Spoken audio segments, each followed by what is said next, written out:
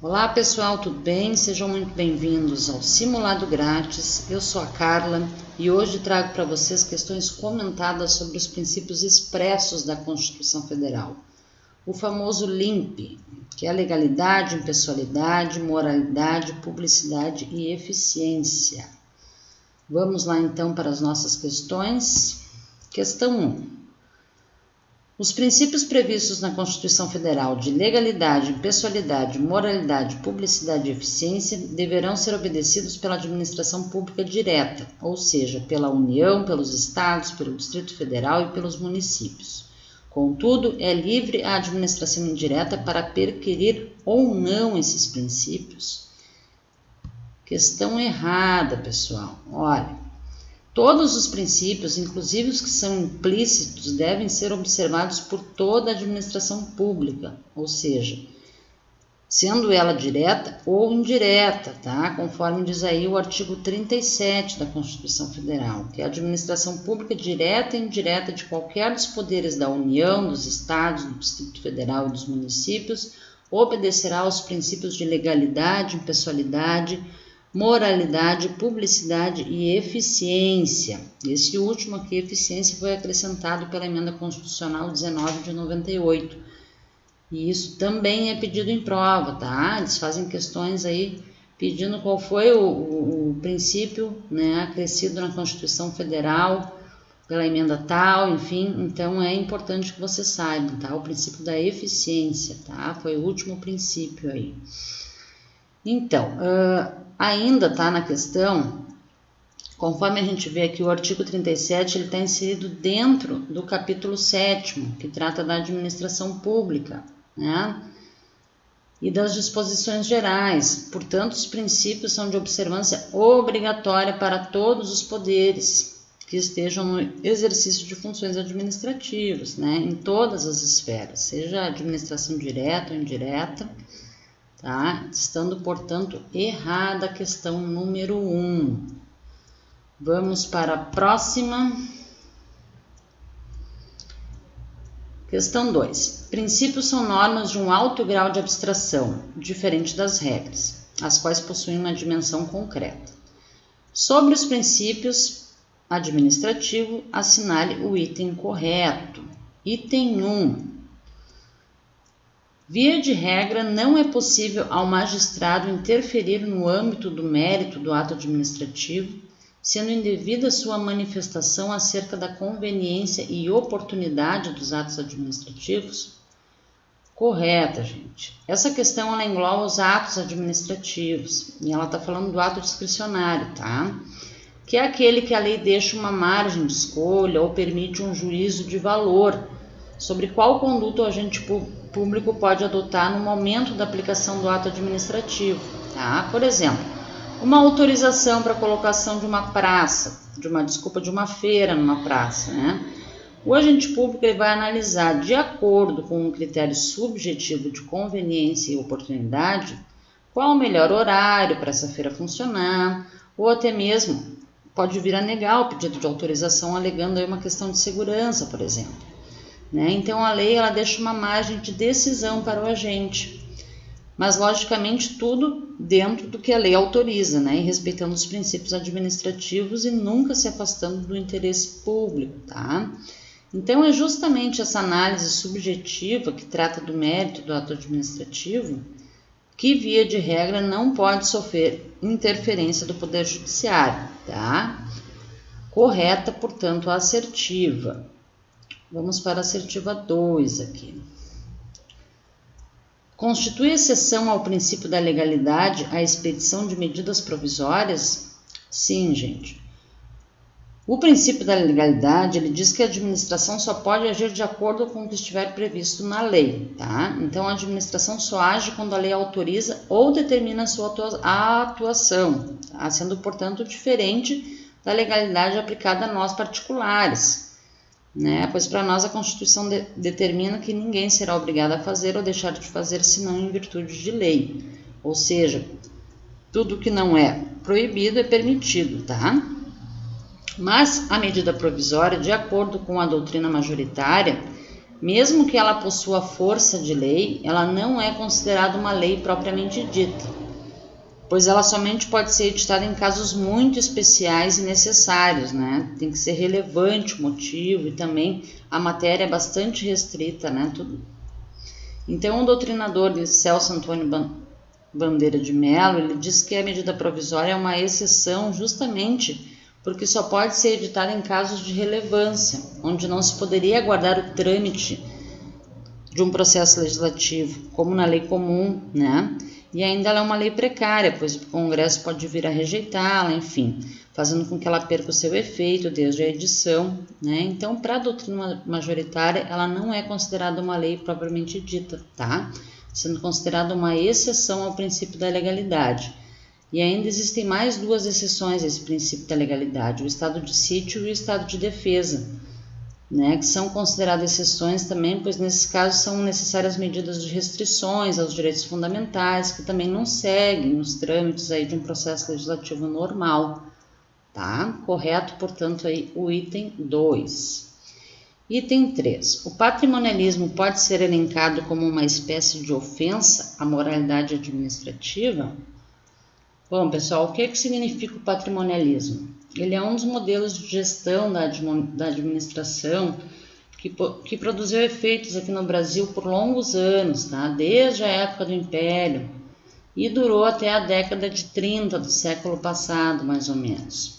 Nessa fase patrimonialista ocorria uma confusão patrimonial, né, na qual o aparelho do Estado e essencialmente os bens públicos eles eram utilizados em benefício do próprio governante, né, e de terceiros por ele favorecidos.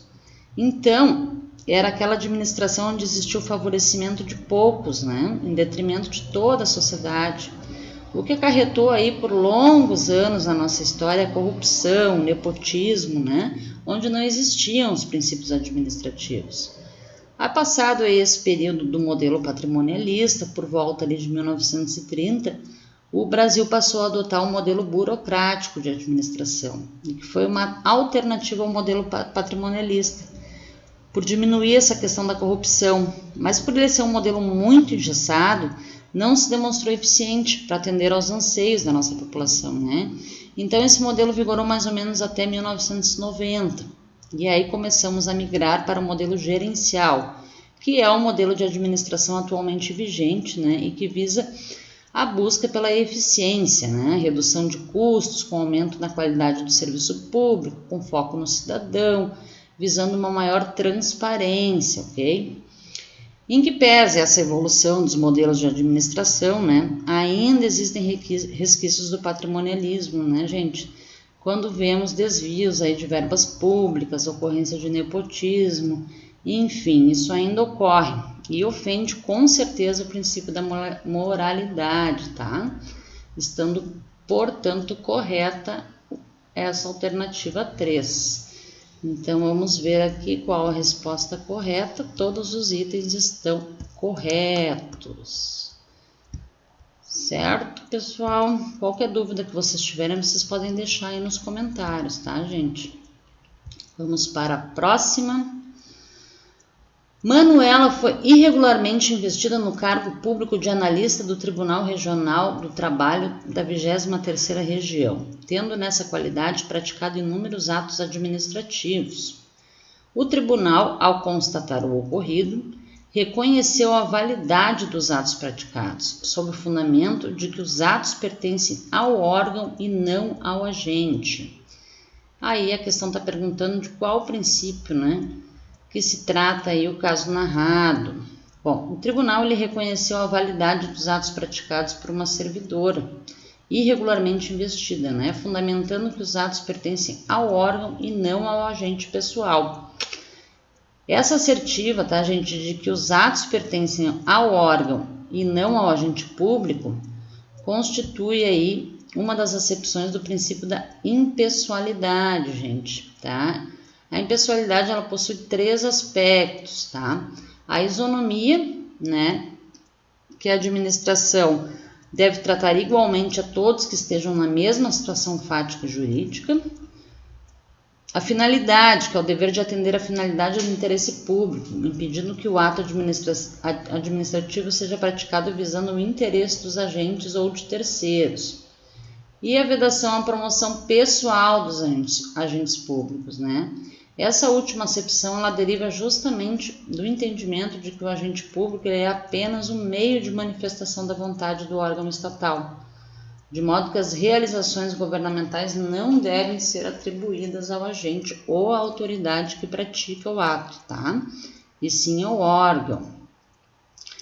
Então, essa acepção do princípio da pessoalidade, ela também proíbe que o agente utilize a publicidade dos atos para sua promoção pessoal, né? Isso aí está previsto lá no artigo 37, parágrafo 1º, né? Que diz que a publicidade dos atos, programas, obras, serviços e campanhas dos órgãos públicos deverá ter caráter educativo, informativo ou de orientação social, dela não podendo constar nomes, símbolos ou imagens que caracterizem a promoção pessoal de autoridades ou de servidores públicos, né? Então, por exemplo, se um governador, né, ele vai fazer uma obra pública, ele não pode colocar um cartaz lá de que a obra pública foi realizada por ele ou pelo partido dele, tá, gente? Sob pena de ofender aí o princípio da impessoalidade, tá? Então, vamos ver lá o gabarito. Letra A, gente. Letra A. Bom, eficiência não é, né? A letra B está incorreto, por quê? Porque eficiência, ele está ligado aos conceitos aí de boa administração, que busca reduzir desperdícios, que busca otimizar o trabalho prestado à população, tá? A motivação, esse princípio está ligado à ideia de que todos os atos da administração devem indicar os fundamentos de fato e de direito, ok? E também ele é um princípio implícito. Publicidade está ligada ao fato de que deve haver transparência dos atos praticados pela administração. Esse princípio serve para dar transparência e também para que o ato possa produzir os seus efeitos, tá? A presunção de veracidade é um princípio implícito, né? Também chamado de presunção de legitimidade. E está ligada à ideia de que se a administração somente pode agir de acordo com a lei, ou seja, só pode fazer o que está escrito na lei, né? Então o ato ele possui uma presunção de legitimidade, tá? Mas essa presunção ela também não é absoluta, né? Logicamente cabe prova em sentido contrário. Tá bem, pessoal? Então a resposta correta é a letra A, de árvore. Vamos para a próxima. Considere a seguinte situação. Paulo da Silva, servidor federal, foi surpreendido com a notícia de que a administração federal, com vista ao princípio da publicidade, pretende divulgar em seu site na internet o valor dos correspondentes vencimentos e vantagens pecuniárias dos seus servidores. Nesse contexto e diante dos princípios que regem a administração pública, é correto afirmar. Gente, olha só, trouxe um resuminho para vocês aqui. O princípio da publicidade, ele objetiva justamente oportunizar que haja um maior controle social dos atos da administração pública, tá? Logicamente, esse princípio ele possui algumas exceções, que é quando pode ocorrer risco à vida privada, à segurança da sociedade, do Estado, né? Então, essa questão de dar ou não publicidade aos vencimentos dos servidores públicos, ela gerou muitos debates, né? Porque muitos entendiam que a Lei 12.527 de 2011, que é conhecida como a Lei de Acesso à Informação, que ela garante a proteção das informações reputadas pessoais ou sigilosas, né? Que ela determina que o tratamento das informações pessoais seja feito de forma transparente, mas com respeito à intimidade, à vida privada, enfim. Mas a questão chegou lá no STF, né? Que ele firmou entendimento aí no sentido de que o agente, porque ele é remunerado pelo poder público, né, os seus vencimentos, acompanhados do nome da lotação, representam informação de caráter estatal, né, gente, decorrente da natureza pública do cargo. Portanto, não há violação à intimidade e à vida privada, tá? Não existe conflito de normas, nem desrespeito aos princípios constitucionais. Inclusive, a questão já está como matéria pacificada no STF, tendo tema aí de repercussão geral, de número 483, né, que diz que a divulgação em sítio eletrônico oficial de informações alusivas a servidores públicos, inclusive seus nomes e correspondentes remunerações, né. Esse tema surgiu aí do recurso extraordinário com agravo 6522777 de São Paulo, tá, gente? Publicado em 2015, né? Coloquei aqui para vocês a ementa, tá? Então, é possível sim a publicação, tá, dos vencimentos, né?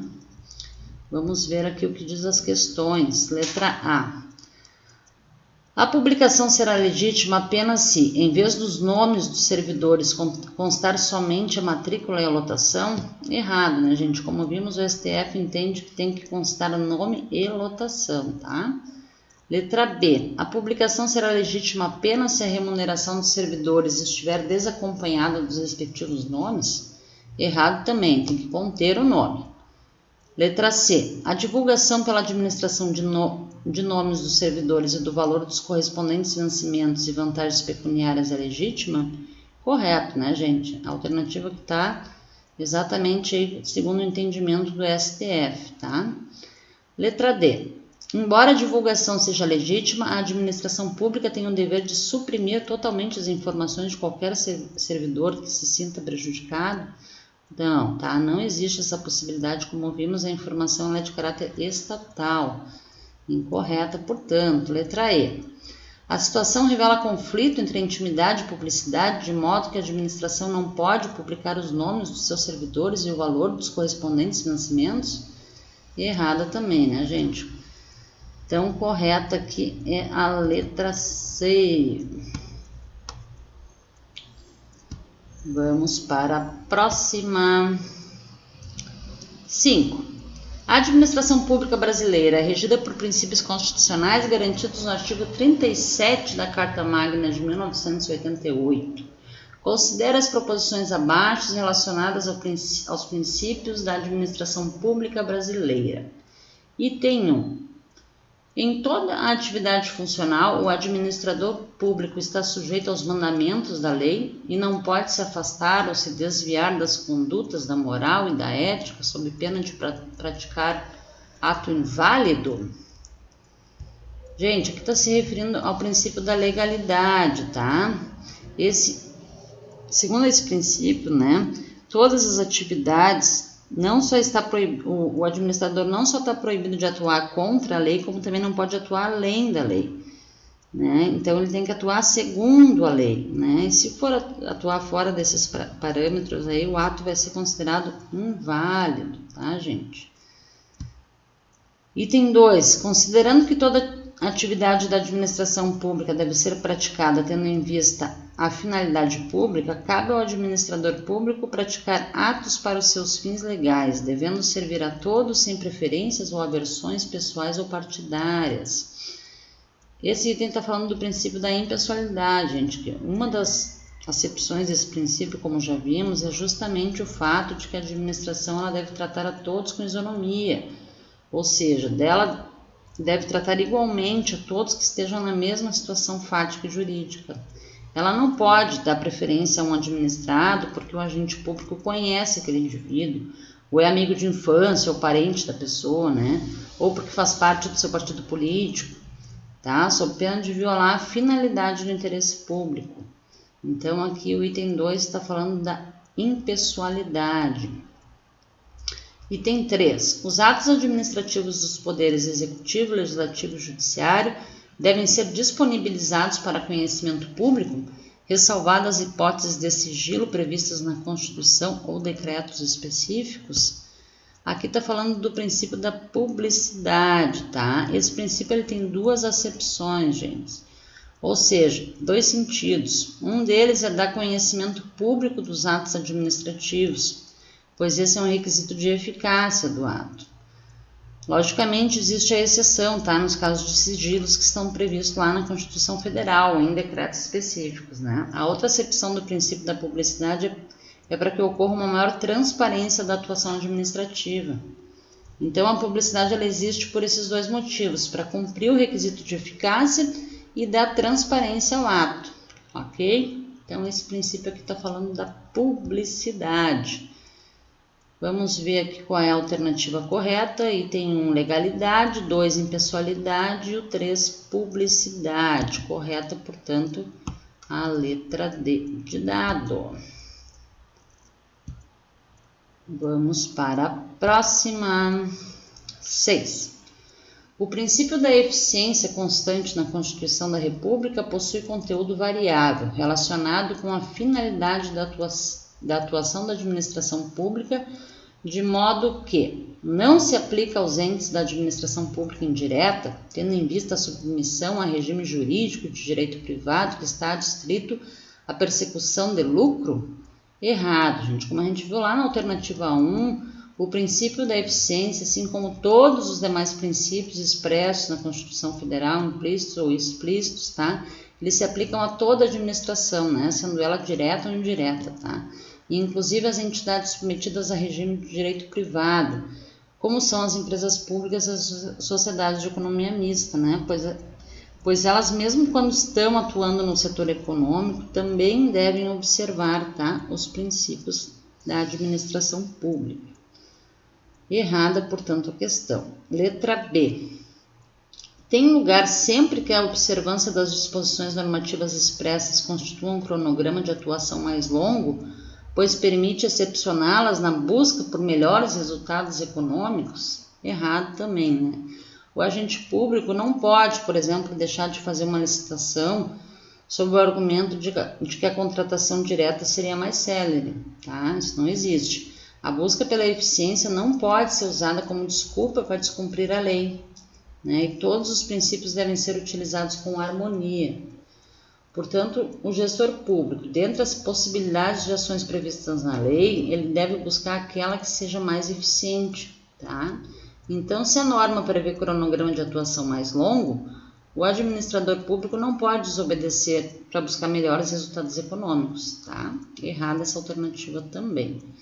Letra C. Sempre que a administração pública tiver que optar entre duas soluções para a mesma problemática, decidirá por aquela que represente a oferição de maior lucratividade?